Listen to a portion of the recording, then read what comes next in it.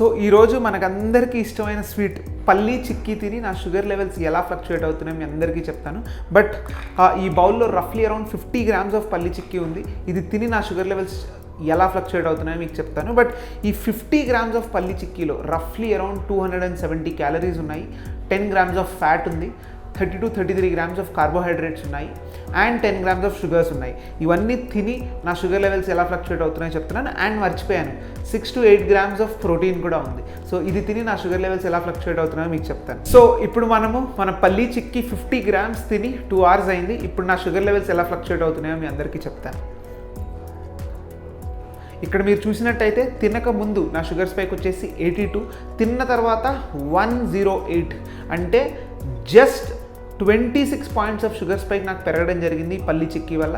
ఎందుకంటే పల్లీలో ఉన్న మంచి protein content, high fat content వల్ల నా షుగర్ లెవెల్స్ ర్యాపిడ్గా పెరగలేదు అని ఎక్కువ కూడా పెరగలేదు. సో ఎవరైతే స్వీట్స్ తినాలి అని అనుకుంటున్నారో ఇలా high protein and high fat ఉన్న స్వీట్స్ తీసుకుంటే మీ షుగర్ లెవెల్స్ కూడా ర్యాపిడ్గా పెరగవు, కంట్రోల్డ్గా పెరుగుతాయి అన్నమాట.